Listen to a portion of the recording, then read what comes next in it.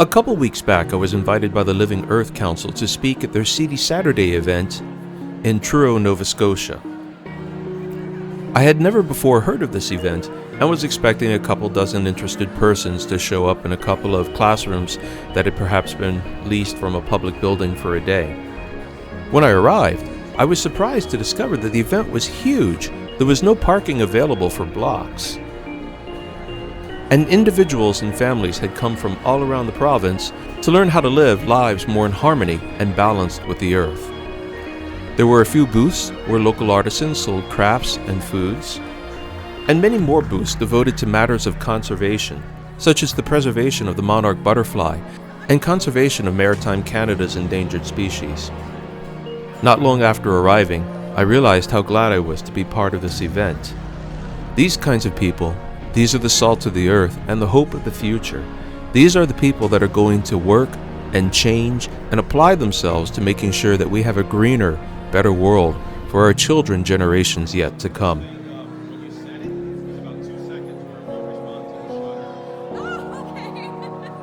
My own talk was about forageable plants that can be found in one's own backyard. So if you'd like, make yourself comfortable and have a listen. So yeah, we'll cover some of the plants that perhaps you would like to get rid of. I was going to say my wife Daphne and I, we live on a fairly large homestead way back in the woods in one of the more remote areas of Nova Scotia, and we garden. We grow a lot of our own food. We forage a lot of our own food, and the garden there's a lot of foraging that happens in that garden because you'd be amazed the number of weeds that come up in your garden that are really nice edibles that people just pull out and throw away. Sheep sorrel, shamrock, creeping Charlie, dandelions, dock. I love it when the dock turns up in the garden. It's a very nice vegetable.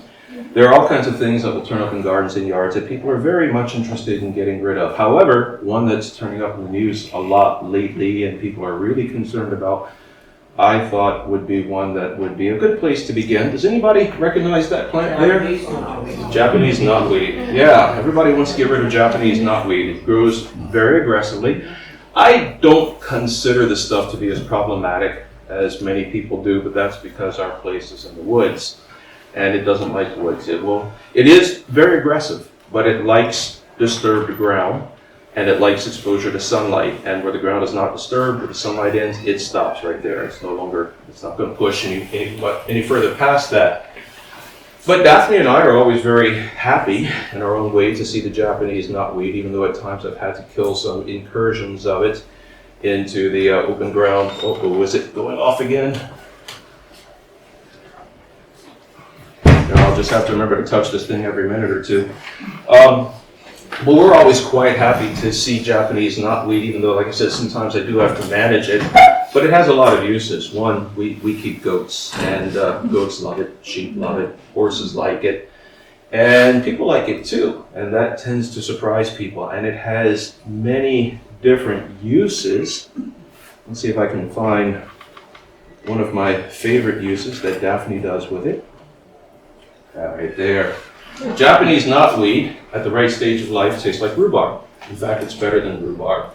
It's not overpoweringly tart. It's like mellow rhubarb. It's really, really nice. All by itself, it's an excellent pie. You can use it just like rhubarb. It makes a wonderful strawberry knotweed pie. But Japanese knotweed is particularly useful because it has many other potential uses. When it grows, when it's only about a foot tall, a foot to a foot and a half, as long as the whole shoot is tender and it's still solid, it tastes a lot like asparagus, a tart asparagus, which you can harvest it then and use it as asparagus. And it comes up early in the season, about around when asparagus is also an early riser, and so is Japanese knotweed. It's like asparagus, and you don't have to bother with weeding, because Japanese knotweed will take care of its own weeds pretty effectively. So you can get in there and get the stuff and enjoy those shoots. As it grows up and it gets a little bit bigger, don't get into the leaves. Now I've read some reports that say you can eat the leaves, and they probably are edible if you process them. Others say you don't. The main reasons that I know of not to get into the leaves, they're not toxic, but they do apparently accumulate lead. So it's not a problem for us because we're way far back from where cars are, but if there's traffic around you that will accumulate lead. And Japanese oxyweed also does collect oxalic acid. It makes oxalic acid, and a lot of that is in the leaves. There are some conflicting reports about oxalic acid as toxins go. It's a mild one. Many foods that we eat, such as kale, have a lot of oxalic acid in them. Mainly, you just don't want to let it get too high in your blood. Some reports say that heat can destroy it. Some reports say that it can be washed out by boiling and draining. That gets rid of the oxalic acid. It's supposed to be water soluble. And I don't know which is right, but I know that humans, much of the food you get from the grocery has oxalic acid in it. Rhubarb has oxalic acid. That's what gives it its tart flavor. And so as long as you keep the oxalic acid intake reasonable, like you don't eat knotweed every day as your primary vegetable, you're going to do pretty well with that one. Let me see if I can find. I've never used anything from Apple before, apart from my phone, so I'm still figuring out how to use this thing. Let me see if I can find the, there it is, the knotweed picture on there. Knotweed is a fairly straightforward plant to identify. One, it tends to grow in thick clusters, and if it's had a chance to establish itself, there really won't be much in the way of weeds underneath. It creates its own shade, and it just chokes out other plants that would grow under it.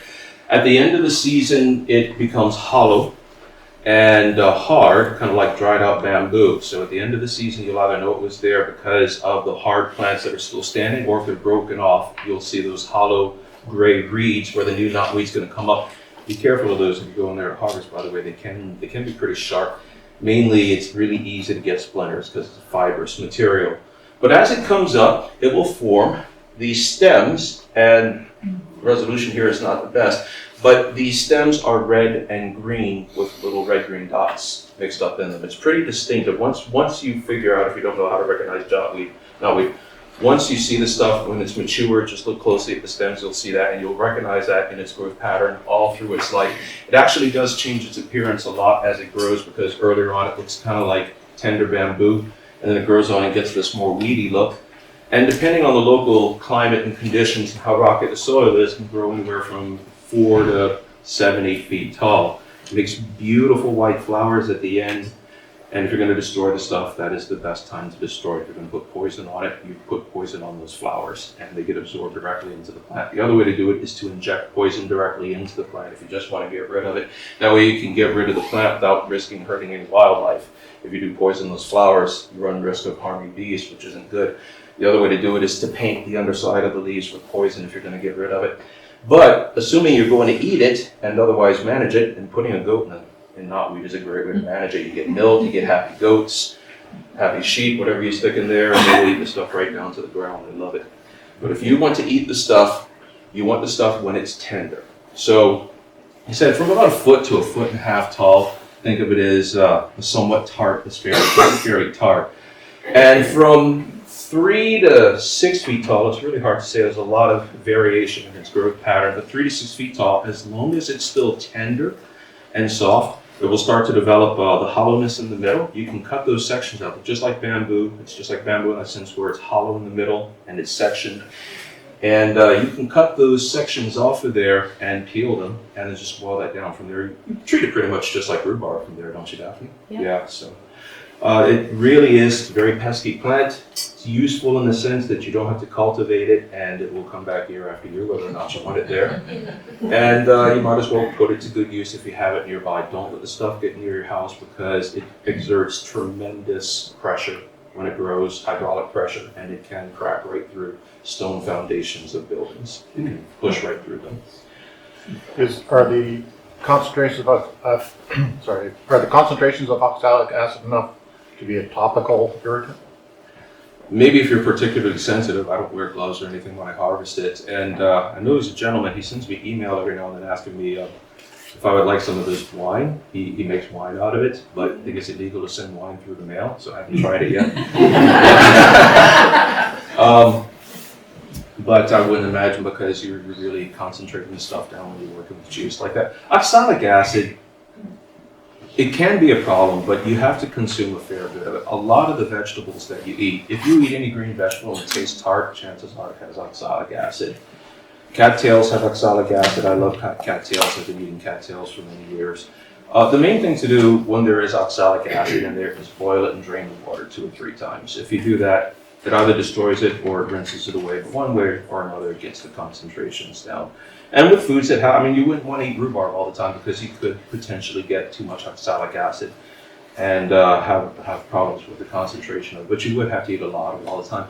Another way of thinking of it might be to think of apple seeds. Apple seeds have cyanide in them. Actually, many pits and seeds have cyanide in them, but you'd have to eat a 5-gallon bucket of apple seeds to get a toxic dose. It's just not that much cyanide. So yeah, just moderate it a bit, should be fine. I've been eating this for many years and teaching people to eat it, and nobody that I know of has had any reactions to it. I want to go to another that a lot of you, and there, I gotta remember how to use this thing. Who knows what that is? Awesome. Yeah, but a lot of you have that in your yard. How many of you knew it was edible? I guess I knew it, never tried. Very nice edible. All the deer do. What's that? Yes, deer know that, don't they? I like it when the deer visit my garden. I'm willing to trade some vegetables for some meat.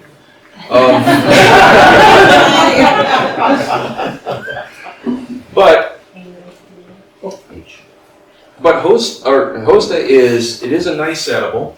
It also has a fair bit of oxalic acid in it, so it is important to harvest it when it is first coming up, when it's young like this. And I can't tell you the size that you should harvest it because some Hostas are very small. Some Hostas, as you may know, are very big. The stuff that grows by our house, I don't know what they planted, but the stuff gets to be like 5-6 foot long leaves. It's enormous. So when we harvest these shoots, they're anywhere between 6 and 16 inches long. Typically, they can be quite big to somewhat dwarf. We have another few varieties, but these are so big that that's all we mess with. But you need to harvest them when they are tightly bound up like this. As a rule, whenever I'm harvesting a perennial plant, especially something durable like Hosta, I never harvest more than about half of the shoots so that the plant is not overly stressed. However, Hosta is very hardy. So for example, ostrich ferns, which many of you know is wrongly as fiddleheads,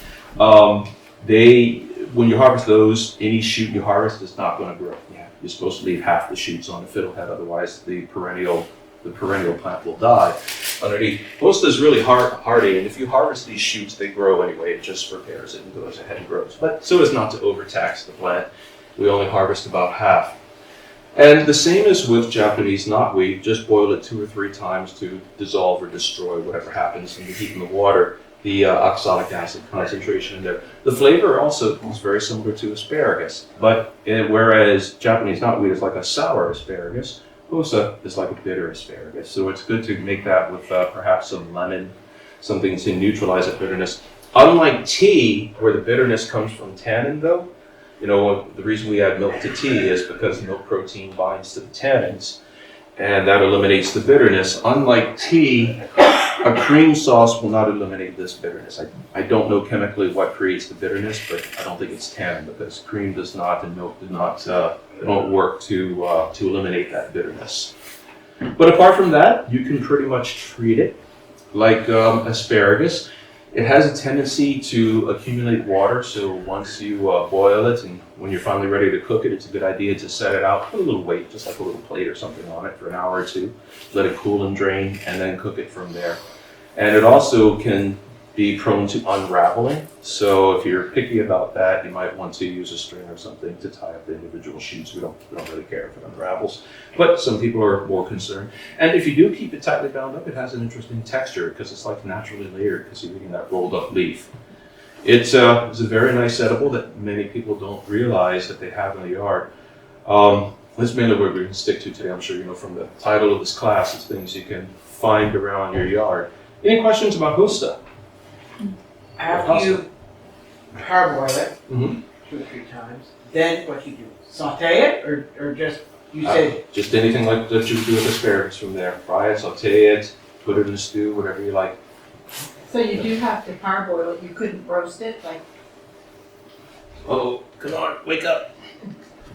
There we go. Sorry. so you couldn't bake it? I think you can do anything, any recipe you can find for asparagus, you can use for this. Oh, okay. Yeah, just treat it exactly like asparagus. The only just parboiling it to get rid of some of the oxalic acid. Mhm. Once you've done that, treat it like asparagus.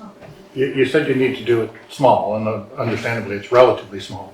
Is there point where you'd know that it's no longer small enough? Because I mean, adult hostas have, That's a good question there. lots of hostas have saponins in them. Yeah. Soapy. So, what was the question? Oh, the same question about when do you know it's too big to use? Oh yeah, when the leaves begin to unfurl, the moment they become loosely bound, I don't harvest them at that point. When many plants, in fact, even plants that we know of as toxic, I'm not talking about the extremely deadlies like poison hemlock and aquatic hemlock, which brings me to another topic. We're going to come back to that in a moment. But for many plants, even plants with mild to moderate toxins in them, when the plants first emerge, they're not toxic yet. They don't have those toxins because they're in the early stages of growth and they're putting their energy toward that initial development. The toxins come later, since the toxins are very often an evolved defense mechanism to keep from being eaten by people like us and animals and such. So I did want to, and I go over this in all my classes, we spend at least, in fact, I probably spend an hour because I always hike people out to show them things like death, destroying angels and death caps and aquatic hemlock and such. We have 2 or 3 of the 10 most toxic plants in the world here in Nova Scotia. The most common one is probably aquatic hemlock. Aquatic hemlock looks like a slightly smaller version of poison hemlock, if you know poison hemlock at all. I didn't bring pictures of it with me because I wasn't planning on going really much into toxic plants. As a general rule, if you're new to foraging, stay away from brooks and ponds because those toxic plants tend to like to grow where the ground is wet. We also have the 7 deadliest mushrooms in the world here in Nova Scotia. So you need to know your mushrooms before you forage mushrooms. On the other hand, I don't want to scare you away from foraging. I've been foraging since I was knee-high to a grasshopper. It's kind of like when you go to the grocery store and you pick out an orange. You just know what an orange is. You don't have to think about it. When you forage long enough, you learn to recognize what it is you've been picking. Wild onions, for example, have a lot of lookalikes. You can be confused for a lot of things. But I can't even remember how far back I was outside with my mother in Cajun. I grew up in the bayous of Louisiana, and I can't even remember how far back it was that I was in the woods picking wild onions with her, and passion fruit and things. And by the time I even started thinking about foraging, which wasn't until much later in life, to me it was just like, oh, we need onions, I'll go get some wild onions. We need something fruity, I'll go grab some passion fruit. Didn't give it a thought. So when you learn to recognize these plants, it's going to be a straightforward process. So you're going to know if you pick up an orange at the grocery store, you're going to know that it's not an apple. You're going to know that it's not a tennis ball. You're going to know that it's not a Hawaiian breadfruit, even though it's somewhat round and orangish and whatnot before it's peeled. You're just going to know those things because it looks different and you know what it's all about. This is why in my classes, when I'm actually teaching classes at our homestead or the field and forest classes I do elsewhere around the province, rather than looking at books and pictures, we go out into the field and we find the things and have people smell them and handle them. And we even stop. Sometimes we'll take a break and we will cook them and use those things and such, because when you get to know it in and out, you don't have to worry so much about the lookalikes. You know that plant. I would add to that though, it's a good rule of thumb to only add 2 or 3 plants. If you're new to foraging, only add 2 to 3 plants and 2 to 3 fungi to your repertoire per year. Learn those inside and out. And then the next year, if you want to branch into other things, 2 or 3 more of various plants and fungi and such. And it's worth it because you go about it safely. I've never, ever been sick, and I probably know hundreds of plants and fungi at this point. I've never been sick. I've never made a mistake in eating the wrong thing. I'm very careful. I use particular rules when I'm hunting. Some of those rules are hunting for food, and some of those rules are about making sure that I'm eating safe food, and some of those rules are simply about conservation, making sure that I'm not over harvesting something from an area so that I can keep growing back. Like with mushrooms, we're not really going to go into mushrooms today, but I teach one of the mushrooms that's very abundant in my region of Nova Scotia are boletes and its cousins, such as lexinums and squilus. There are no poisonous squilus.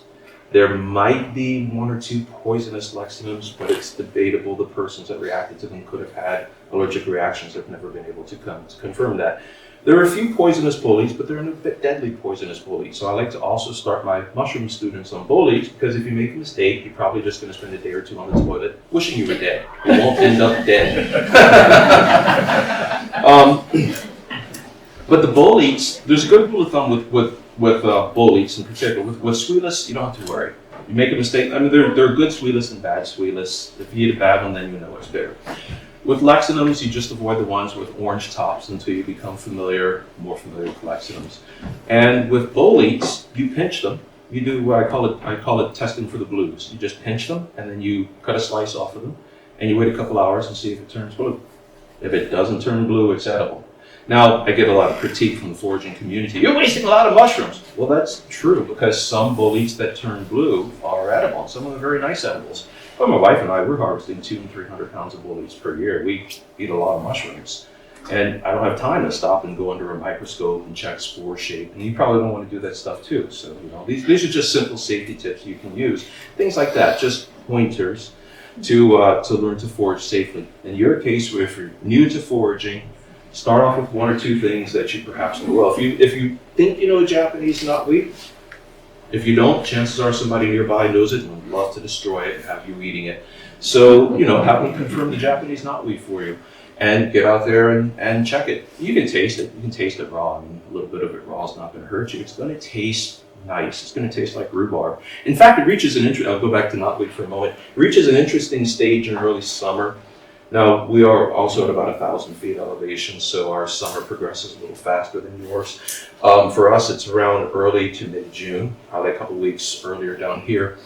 But where the shoots are almost full size, but they're still tender. They haven't hardened up yet. They're just starting to harden up. And when that happens, you can take a knife and cut below and above the notches, and you pull out an individual section of the cane and shake it, and you'll hear liquid in there. It's a lot of liquid. Sometimes I'll put 4, 5, 6 of those in my backpack and just drink them as I go along. The liquid's pure.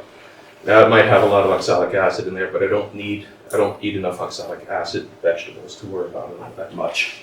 Another pointer to be safe with foraging, and I should have brought this up at the beginning, is if you're trying something new, something you haven't tried before, small sample for the first thing, very small sample. If it's a mushroom, one tiny bite.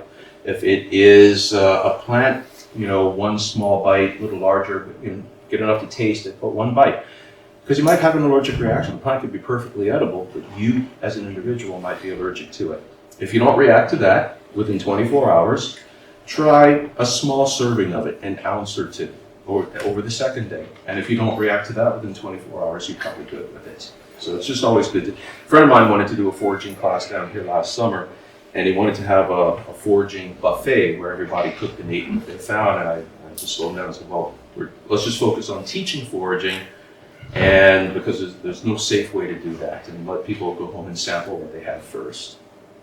Any questions before I move on? Yes? I'm not sure if you mentioned this, but for the sake of the hostile plant, is it better to snap it off or cut it with something sharp? It's a good question. I've done both, and I don't know for sure, but I feel personally it's probably better to cut it. It's neater, and plants tend to heal better from neat cuts than jagged cuts. Most is very durable, and I haven't ever seen it actually impact it, because sometimes I've been in a rush after I want something, I run outside, grab a handful and bring it back in. But it doesn't seem to make much difference. But when I can, I even, I have a knife on me right now, and that's because sometimes I come down here and I see oyster mushrooms growing on the sides of trees and such that people overlook, and they're always looking for opportunities to forage, and it's always easiest on whatever you're foraging to make a clean cut. How about, I've heard with rhubarb, you want it whole instead of cut? Do you do that? She's the expert on rhubarb. I get the wild stuff. She does the garden stuff. What do you do? Yeah, the rhubarb just starting on the outside and pull. Because if it doesn't pull, it's not ready yet. That's my rule. There are abandoned homesteads in the woods where we live, and sometimes I find rhubarb that's been growing back there, who knows how long. That's about the limit of my harvesting of rhubarb. To me, it's just free rhubarb. Bonus rhubarb. Let's go to another one I bet some of you folks will recognize. This one is actually native to Nova Scotia, so I think this one is particularly interesting in that sense. Yes, exactly. Jerusalem artichokes. Now, it surprised me, but this is one of the ones I get asked the most about. It surprised me because to this day I still get communications through YouTube, and I have a group on Facebook too of an analyst, and people are always emailing about this one. It seems most of the emails I get seem to be people struggling to make it grow, and I don't understand that, because typically with Jerusalem artichoke, you stick it in the ground and it's there till the end of time. We have several patches all over our land, but that I've put out in the woods and little glades where they get sun, and I've just left them because it's a great emergency food supply. You don't have to do anything with it. The tubers won't really be big enough to do much. You can eat them if you need to, but it's there if you ever need it in the future. At our house, we have very rocky ground, so I've cleared the rocks from a little 20 by 20 foot patch, and it stays right in that patch. I can't expand much out of that patch. And all I do, we have some livestock or goats and some horses, and I'll put a couple tons of fertilizer into that patch. All I do is till it. I don't worry about damaging the plants. They're so hardy. Before spring and they start to emerge, I just till in a couple tons of horse manure or goat manure and into the stuff, and they grow. And because the ground has been tilled, they grow very aggressively. I don't weed it or anything, and we get tubers out of there sometimes as big as my fist. They can be huge out of that. Jerusalem artichokes are native to this area, so they like to grow in this area. They must like acidic soil. This I can't tell you from experience, but I do know the soil around our place is somewhat acidic, and they do very, very well. And I find them growing wild or feral back in the glades and the clearings in the woods plenty as well. In fact, this patch here is a patch that I came across probably 8 miles from the nearest road. It was just a glade in the middle of the woods. Somehow it got back there, and it's been back there for... I found this patch 10, 12 years ago, and it's still there. It's still fine. And it will continue to be there. Jerusalem artichokes are an asteris, and they're in the asteris family, and they are closely related to sunflowers. You can probably tell that just by looking at them. I have read that the leaves are edible when they're young and tender before they develop the hard, spiky hairs. I have never tried the leaves myself, so I couldn't give you personal experience on that. These are some of the jay chokes from that 20 by 20 foot patch I was telling you about at our homestead, right at the edge of the trees. And bees love them. They're an excellent thing to have around for bees and flowers. What you want is the tubers underneath, which kind of look like small potatoes. Has anybody here ever used Jerusalem artichokes before? So the artichoke name is a good name because they really taste like artichoke hearts. They are very, very pleasant in flavor. They don't have the texture at all of an artichoke, though. It's more like a mushy mashed potato after you process them. As far as identification, the flowers will look like small sunflowers. For those of you who don't know, if you just know the sunflower, these are going to look like small sunflowers with these are blossoms in the middle. When you see sunflowers and you see the big yellow petals and you see the black part in the middle, the black part is flowers. The yellow petals, those are just a different shaped flower in the sunflower top. It's a collection of flowers. And so they'll have a smaller cluster down the middle, and they do make essentially sunflower seeds. They're just not big enough to bother with.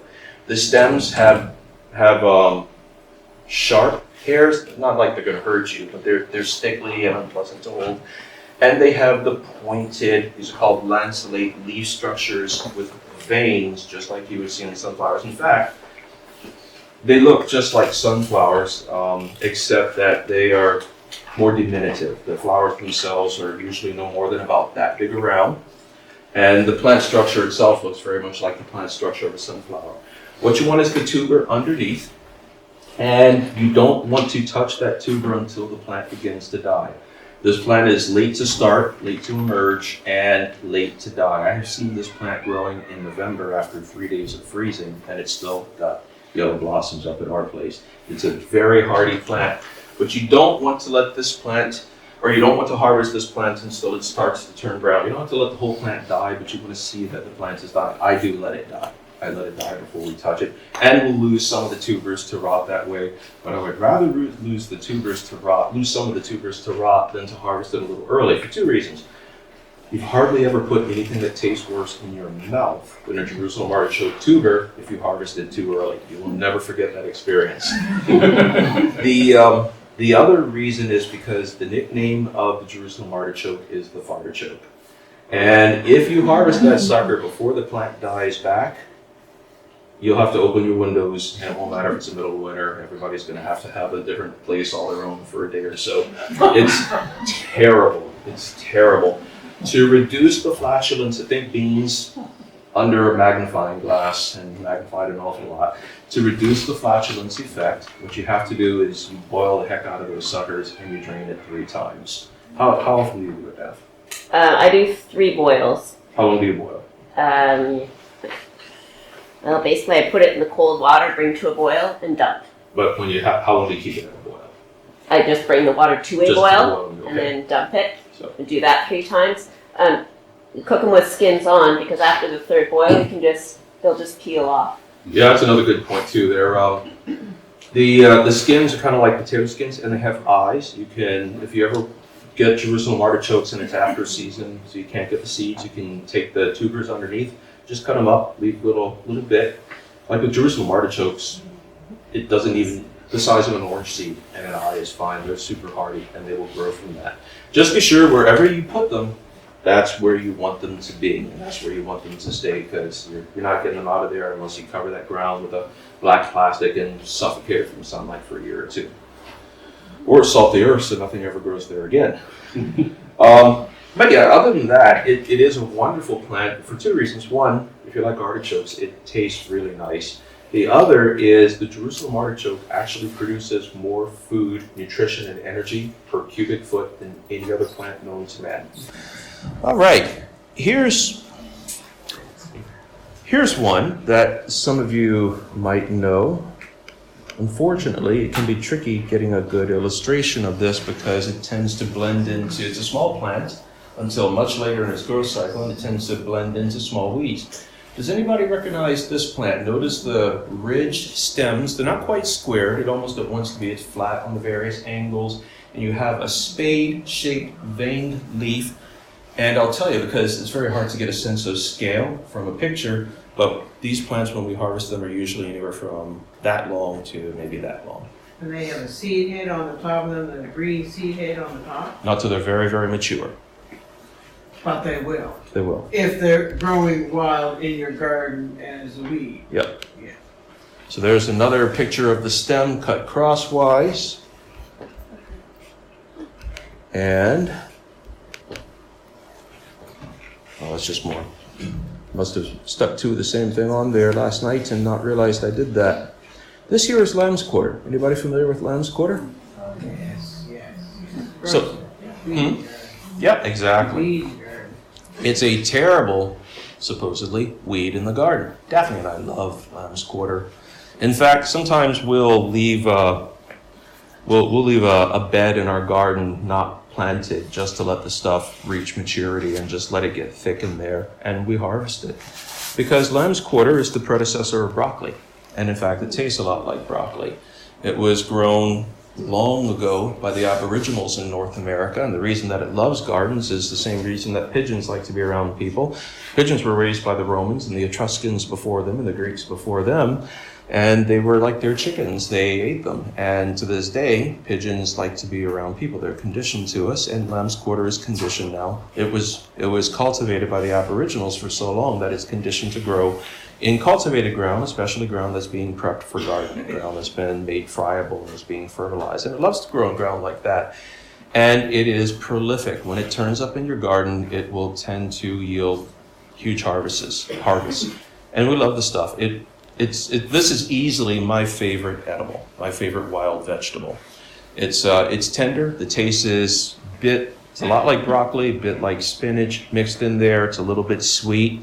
Not overpowering. It's easy to prepare. There's nothing to wash, nothing to skin. You just rinse it, and it's very, very nice. It will also, if you ever let the stuff get mature, it can get maybe that high or so. So what's that, 1.5 meters or so? It can get that high, and until the end of its growth cycle, it will have at the top part where it's growing, it will be tender. So there's usually a bit at the top you can just break off of there and cook all through its lifestyle.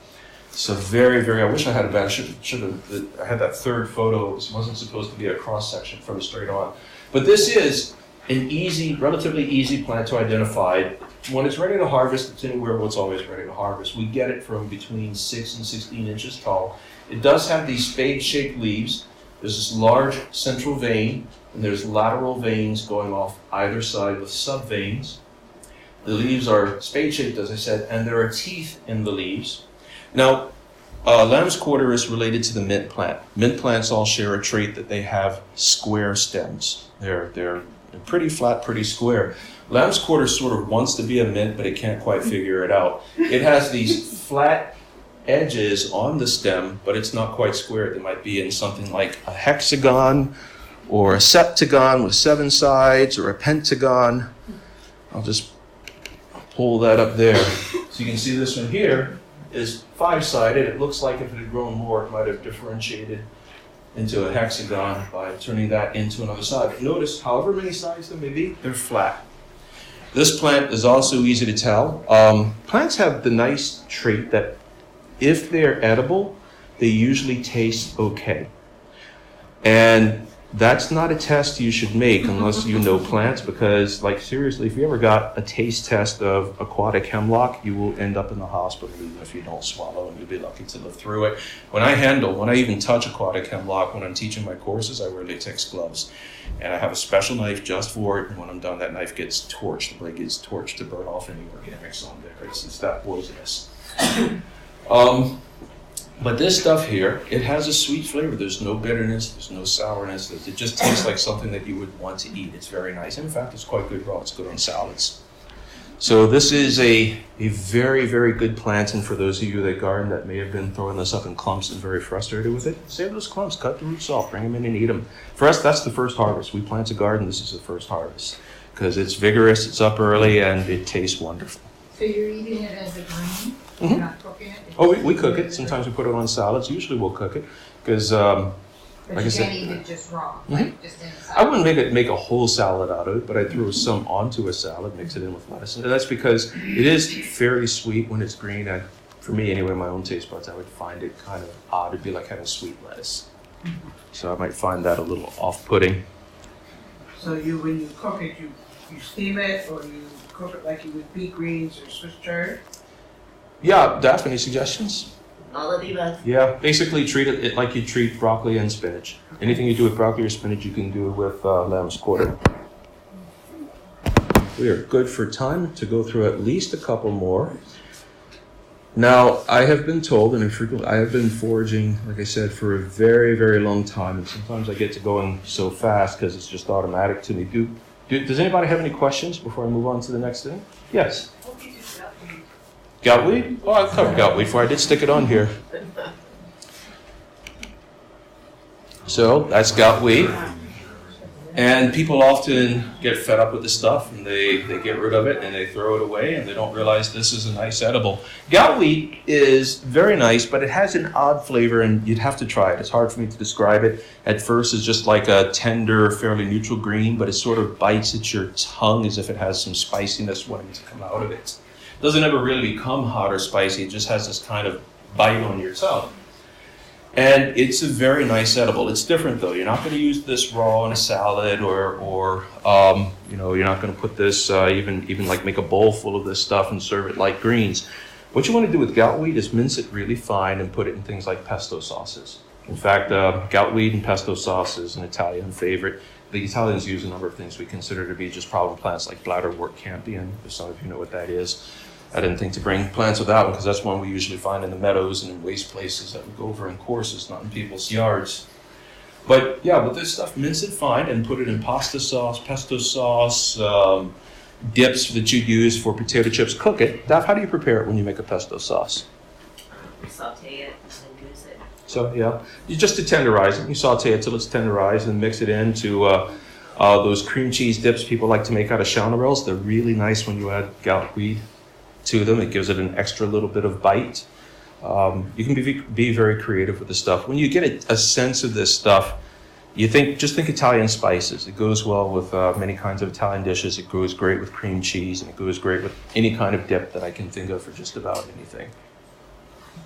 And it's one that people are usually very concerned about getting out of their yard. Well, I mean, you do want to keep that one under control because since you're not using this as a main plant, you're just using some of the leaves to add some zest to various recipes. You're not going to need a whole lot of this plant at any one time, and its growth can be very vigorous. One of the things to know about goutweed, though, and being very interested in the way plants develop, this is of interest to me. But for many plants, what you want is what's called the meristem, the meristematic part. So the meristem is the area that's growing.